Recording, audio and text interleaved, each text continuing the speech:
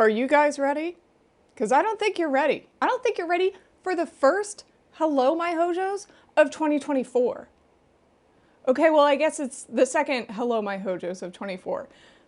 Third, we're not gonna get into that. Hello my Hojos and welcome to 2024. In tradition with how I've been starting off the new year on this channel, we are going to get into the most anticipated manga releases for this year on my own list. I did this same exact video idea last year, and funny enough, I did it again this year for the same exact reason I decided to do it last year. Once again, in February, I have a huge video that I've been working on for about a month now with like a big ass 20+ page script. I needed to offset my brain power a little bit because I was in the middle of doing the Shojose Awards and writing that script, so I wanted to do a more chill, chatty, unscripted video, and this is what we're doing. I also want to apologize that I've been pretty scattered with my uploads in the past month without like telling you guys what was going on.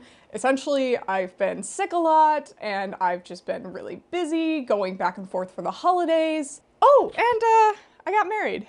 So that is just my list of reasons why I am doing a more off-the-cuff video where I'm just listing manga again. I know I don't like to do these like in a row that often, but that's what we're getting today. This is just my brain telling me that people don't want this, but I'm probably just over-explaining myself for no reason, and you guys are perfectly happy with just chilling today. Anyway, this year of manga is actually going to be a little bit dry for me personally. However, the ones that we are getting this year, I am so excited for. Last year was the year of Shojose manga, and 2024 isn't really like that. I imagine it's because we got some huge titles in 2023 that they kind of had to slow down a little bit for this year. 2024, in my eyes, is more the year of seinen manga, because we are getting some really good seinen titles that I've been wanting to check out for a while. Let's go ahead and get into it though. We have 8 manga that I'm going to be talking about, and I know you guys hate waiting. The first series we're going to be talking about today is called Tales of the Tendo Family by Ken Saito. This is easily the series that I am most excited for this year, and if you've been on my channel for a little bit, you'll know that I've talked about it quite often before. It's a drama, psychological, mystery, romance series. There is so much going on in this manga. I really couldn't pinpoint the genre of it very well, but I would say drama is probably the one that is the biggest component. So the funny thing with this one is actually that I kind of knew we were going to be getting it when One Piece Books, who licensed it, announced it. I made some sort of post on Twitter. I don't really remember what it was about. Something about, you know, how I always am talking about, oh, we need variety and shoujo and josei manga licenses.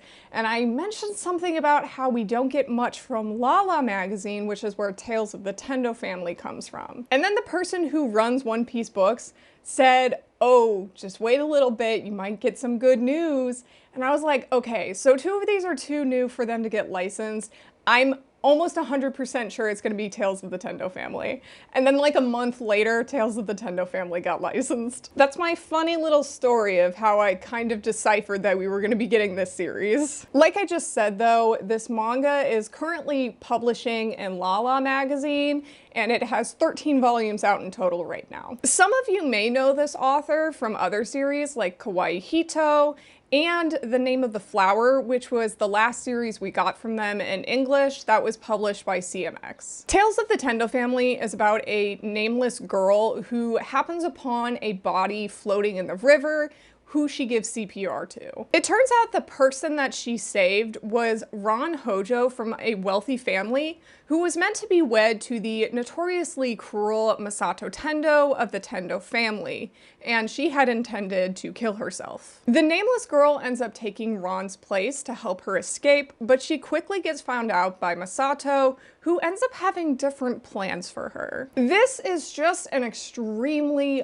fun series with such great characters, such good mystery, the story is amazing. The main female character, whose name we never really know since we call her Ron Hojo for the entire time, is like jumping off of walls, fireballs. She punches a dog in the throat at one point. She is just insanely cool, but she's so plain that you wouldn't really think that she was going to be such an amazing character. I think some people are probably going to find this series problematic, if you will, or toxic, because the male lead is kind of crappy. But I just think that the drama is so good and the plot is really good that I really don't care. I am just so insanely excited for this series, and I'm really happy that One Piece Books picked up another historical drama series from Hakusensha, because in 2022 we got Usatoki Rhetoric from them, and I would love some more historical dramas, any sort of cool period pieces from Lala or Hanato Yume in the coming years, because those are just some of the best series. Tales of the Tendo Family is set to release on April 9th, and I highly recommend this one. I definitely think everyone should get it. It is just such a fabulous shoujo series, and I highly recommend. For the second manga that I am super excited about next year, we have Let's Do It Already by Aki Kusaka. Some may know this one by the Japanese name, which I'll probably not be saying correctly, but it's called Haiku Shitai Futari. This is a wonderful, fantastic,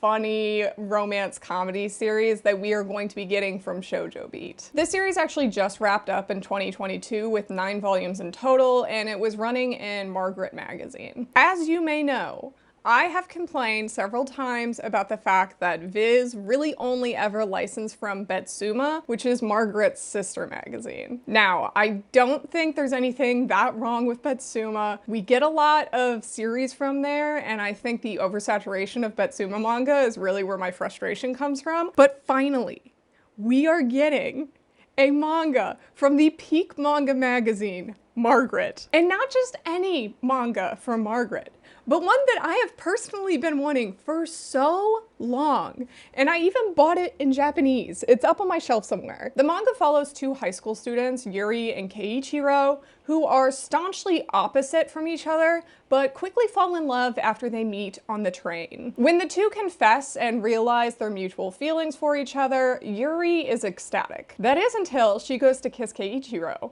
and he shuts her down immediately. It turns out that he's actually from a political family that has a hard no-touching rule until marriage. This is to the detriment of Yuri, who just wants to flirt around with her boyfriend and be in love. The manga is really just about these 2 high school kids who really want to touch each other, but they can't, and it's just really goofy and fun, but it still has a lot of heart to it, and it's very romantic and cute at times. The gags in this manga are so astronomically insane sometimes. Since Keiichiro is from a wealthy family, they have access to a lot of things that other manga might not have, like helicopters and bodyguards and scaling up walls. You might remember me having said this exact same thing before, because I talked about Haiku Shitai Futari in my shoujo anime video. Let's Do It Already really was the series that got me so invested into Margaret magazine, so I'm so excited we are getting this one in English. I cannot overstate how surprised I am that we are getting this from Viz. I never would have thought that they were going to license a Margaret title, because it's been so long since we last got one. Honestly, I'm trying to think of what the last Margaret title from Shoujo Beat was, and I think it was A Devil in Her Love Song, and that came out in like 2015.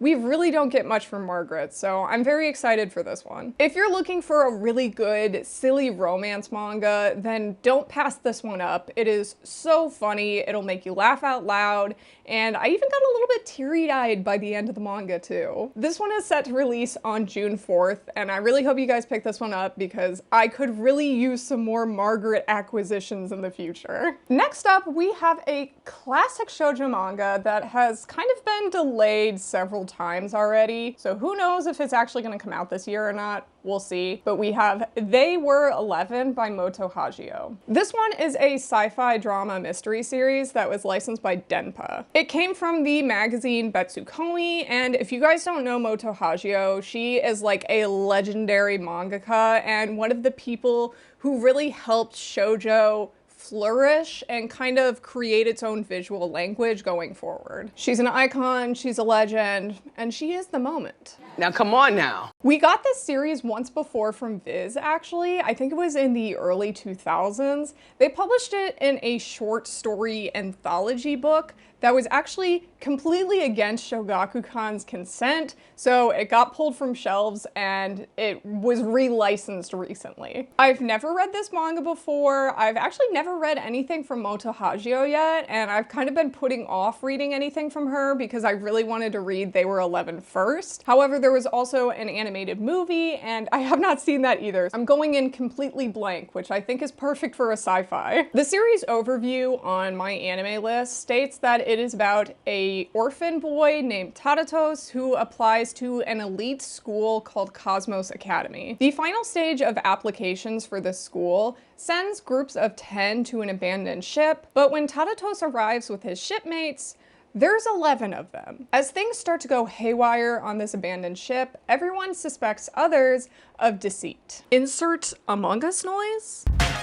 So in my cliff notes for this video, I wrote down that I've never been a huge fan of sci-fi horror. And recently I'm finding out that that's not entirely true. I think sci-fi horror series are just the ones that scare me the most, so I don't watch them as much, but they're also the ones that I end up liking the most. For example, one of my favorite movies from Danny Boyle was Sunshine, and I used to be such a huge Danny Boyle fan because of the fact that Danny Boyle used to cast Cillian Murphy in like everything, and he is my boy. I loved him first. You guys just jumped on the train later. You bandwagon Oppenheimer fans. Anyway, mini rant aside, Sunshine was one of my favorite movies. If you guys haven't seen it and you like sci-fi horror, I would definitely recommend that one. They Were 11 sounds kind of like it. I don't think there's like a fiery demon god in space in They Were 11, but there is like a mystery of who's deceiving who.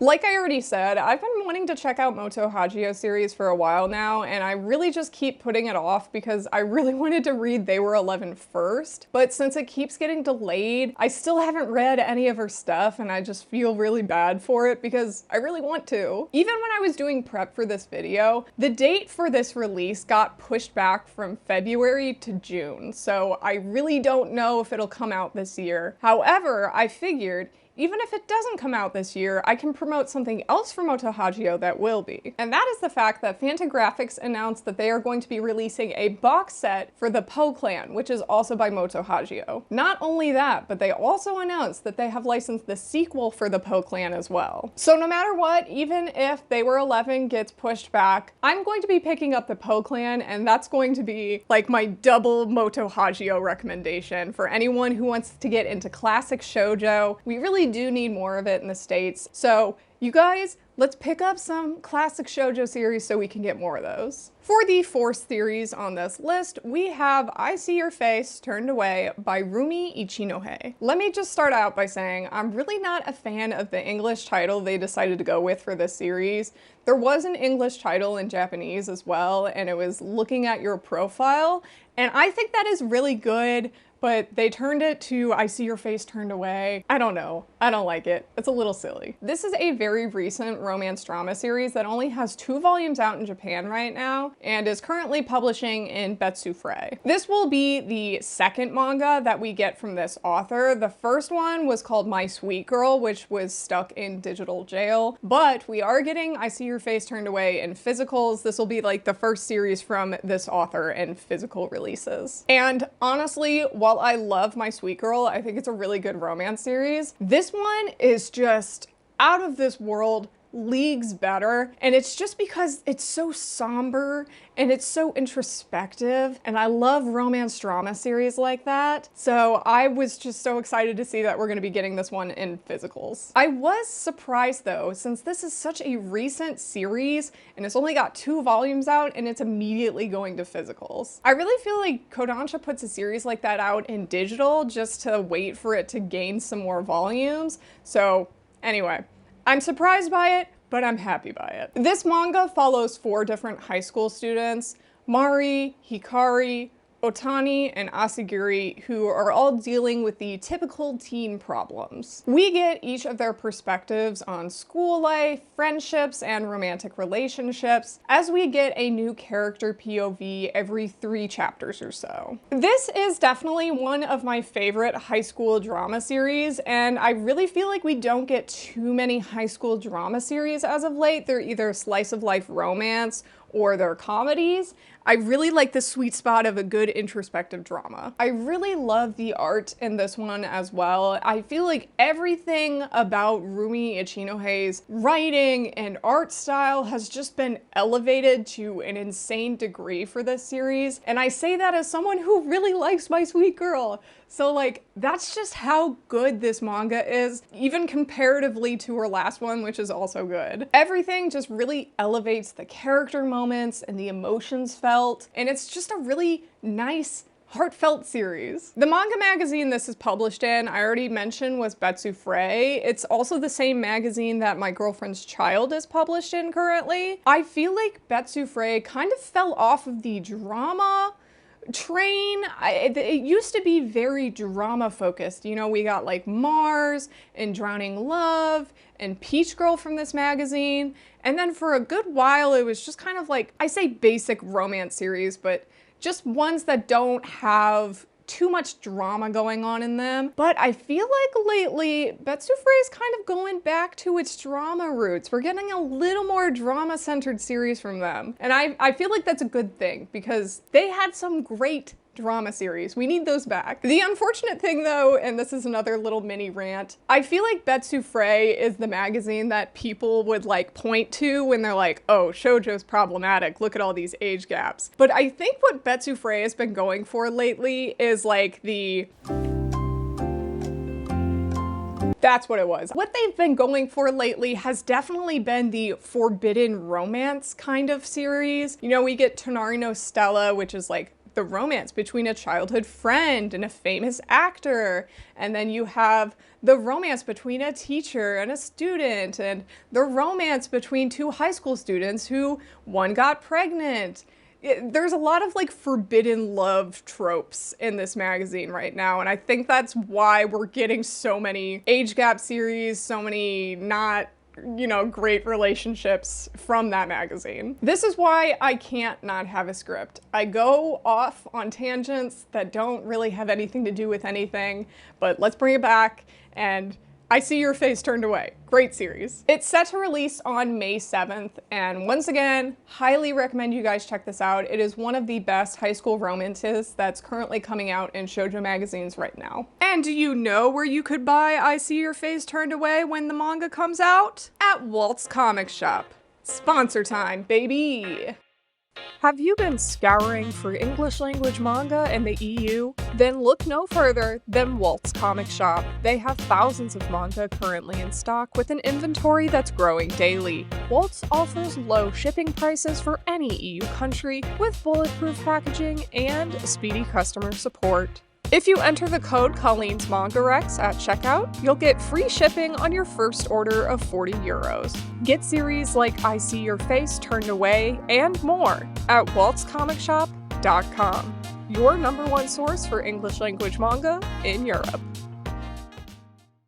All right, let's get back to it. So you know how I said at the beginning of the video that this is more the year of seinen manga? Yeah, well, let's actually talk about some of the seinen manga coming out this year. The first one being Hirayasumi by Keigo Shinzo. This is a currently ongoing slice of life series that is being published in the seinen magazine Big Comic Spirits. This one got picked up by Viz, and right now there's 6 volumes out. However, it has been on hiatus for a couple of months now. Fortunately, the author isn't sick or anything, and they just wanted to take their time with this series. I believe that they were meant to come back sometime this year, so we'll see the return of Hirayasumi by 2024, I think. We actually have another series from this author that was licensed by Denpa, so this is going to be our second manga from Keigo Shinzo. If you guys watched my last video where I was ranking the 16 manga I read in 2023, you might be familiar with this title because I ranked it as number 5 on that list. I'll go ahead and give another quick synopsis of the series though, just in case you haven't watched that video yet, although you should. Hirayasumi follows a man named Hiroto who doesn't really have any goals or aspirations for himself in life,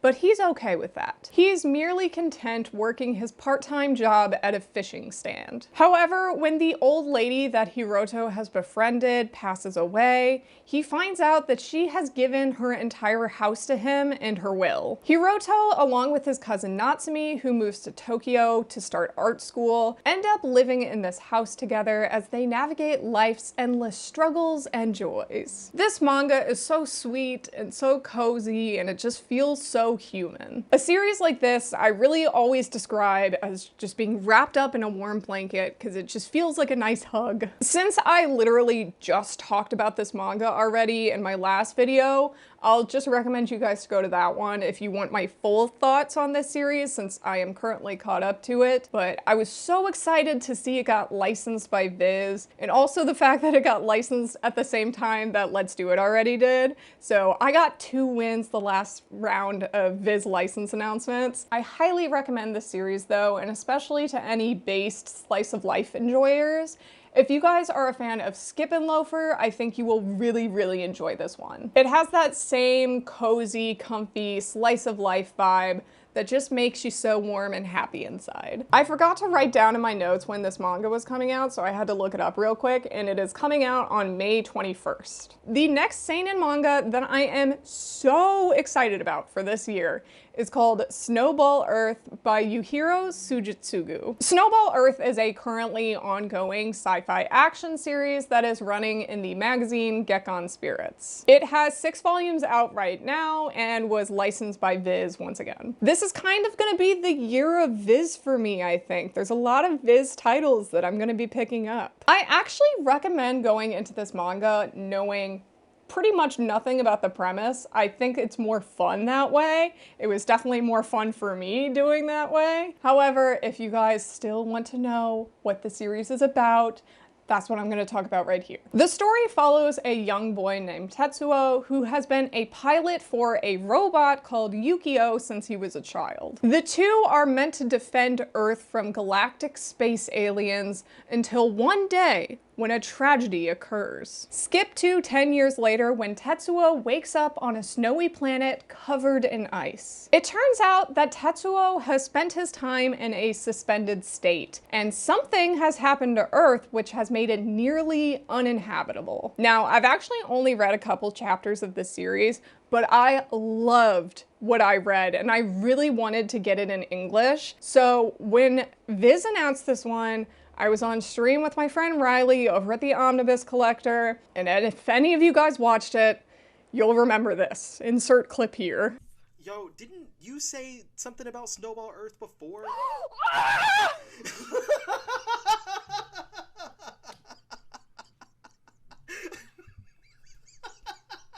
Yeah.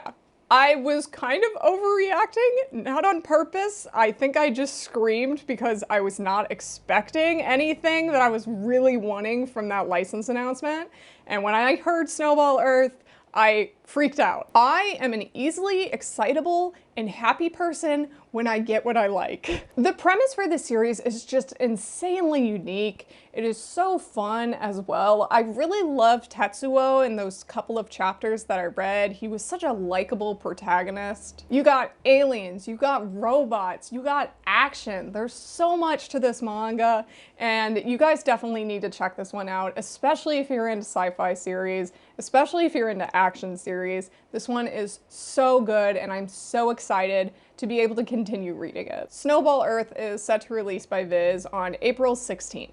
For the next series I want to highlight, I actually was kind of going back and forth with which title I wanted to promote in this video. I try to make sure I get a bunch of different series from several different publishers, but I feel like this year I'm mostly just looking forward to Viz Media's and Kodansha's releases. But then I remembered there was one series from 7 Seas that I'm actually very excited for, and I'm gonna have to look at my screen for this because it's a long isekai-like title. The manga is called reliving my life with a boyfriend who doesn't remember me. This is a fantasy mystery romance series that is being published in Floss Comics. I believe that's like a web magazine that publishes fantasy, shoujo, and josei manga. When I was looking into this web magazine to kind of get a feel of where this manga was coming from, they specifically mention on their site that it's like a website for isekai series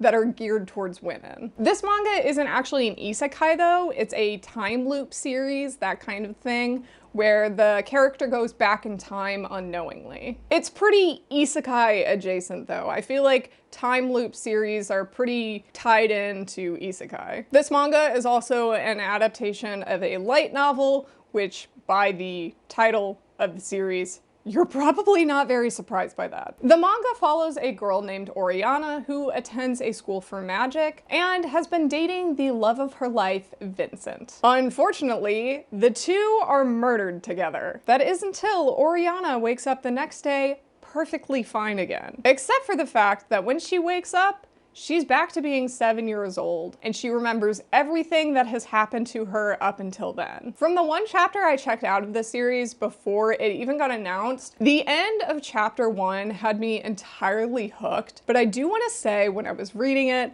I had a little bit of an anxiety attack triggered. I probably just wasn't having a good day that day in the first place. However, I still want to read it. I still think it sounds like a good manga, but like, I don't do great with death. Oh my god, Colleen, save it for your therapist. The art for this manga is so gorgeous too, though, especially the covers. The covers are incredibly beautiful. I would pick this up just from looking at the cover alone. Even if I didn't turn it around and look at the synopsis on the back, I'd probably pick it up and just go, this is a beautiful cover. I'm gonna buy it. The art inside is really pretty too, though. So, you know, when you got a stellar story, a stellar premise, good characters, and great art, that's the full package. That's what you come for when you read manga. I am very excited for this series. It sounds so good. And if you guys want to pick this one up as well, it comes out on June 9th this year. Haha, scratch that, July 9th. I can read. All right, and last but not least, we have the sci-fi drama series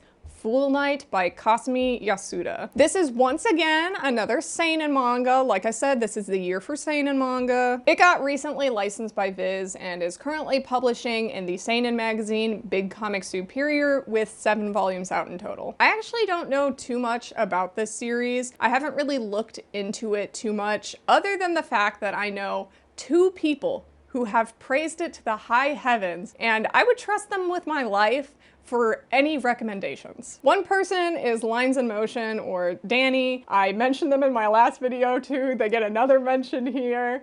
You know, I'm gonna promote the Fool Night video that they did. I am just a Dani recommendation channel now. Us NBs, we gotta stick together. From what I know of this manga, because I watched Dani's video, this series is set in a dystopian future where the sun no longer shines, and because of this, plants are dying and oxygen is becoming thinner and thinner. Due to the increasing lack of oxygen, scientists have been trying to come up with a way to fix this issue. What they end up coming up with is a transformational process that turns people into plants over the span of a few years. This is where the main character Kamiya comes in, where he feels like he's been forced into this decision from poor life circumstances. You know what I love? Dystopian futures. You know why I love them? Critique on late capitalism. My 2 favorite things. I was really intrigued by this cover when I had first seen it. I didn't realize that it was about like plants. I kind of thought it was about clowns. Either way though, I had already added this one to my TBR a while ago when my friend Fatima told me about it. When Viz then licensed it, I was like, you know what? I'm gonna go ahead and put this one on my 2024 TBR. So that one is going to be in my end of the year rankings for 2024 manga I read. I'm really excited that not only do I get to read this one officially, but also physically and hold it in my hands. I've seen Dani's video once again. I am the Dani promotional person. The art looks so good, so I can't wait to see it on page. I really just love reading manga physically because I love seeing art in my hands. You know, not just on a screen, in my hands. Does that make me pretentious? Maybe. Anyway, this manga is set to release on June 18th, and this is gonna be like 4 sci-fi mangas that I end up picking up this year. Very much going to be a sci-fi year for me. And with that, we have come to the end of the 8 manga that I'm the most excited for in 2024. There was a few other manga that I'm very excited for this year, but I either felt like I didn't know enough about it to really say anything about it, or they were just already extremely hyped up on their own. I'll go ahead and give them a quick shout out though, because I am going to be buying them whenever they release. You have the re-release of Trigun, which is going to be coming out from Dark Horse. There is In the Name of the Mermaid Princess, which is a ribbon series that's going to be coming from Shoujo Beat. You also have the omnibus of Gravitation, which is a classic BL series that I've never read before. And then you also have the spin-off series for Kimi ni Todoke, which is in celebration of Kimi ni Todoke getting season 3. Let's go. So those are just a few other that I'm very excited for this year. Anyway, that is 5 shoujo manga and 3 seinen manga that I am so looking forward to buying, looking forward to reading, looking forward to in 2024. It's keeping me going this year. I would have loved to see more josei manga this year. When I was scrolling through the Crunchyroll store, trying to look for all the pre-orders and everything that's going to be coming out this year, I didn't see any josei manga, honestly. It was mostly just a few shoujo series, because I really feel like we didn't get much shoujo licenses for this year, other than the ones that I highlighted. But yeah, we are very much lacking in josei manga this year. I really hope that we get some picked up for licenses this year. I would love some more. There's quite a few on my list that I would love to read. I definitely hope that for this year we can get more series from Flowers Comics, because all of the manga from Flowers looks so good. I would also love some more from Cookie Magazine and Kokohana and Be-Love. Just let's get some more josei going this year, guys. Come on. Well, that is all for today, guys. Thank you so much for watching and hanging out. I know this was a much more chill video. Next month, I am so excited for what I have in store for you guys. Just as a little hint, it's gonna be kind of a big history video about shoujo, and I might be kind of redoing an old video of mine. That's your hint. That is all for today's video, though. I hope you guys had a great start to your new year. Thank you, my hojos, for watching. Welcome to any new hojos. Richi Hayafuru. And I'll see you guys in the next video.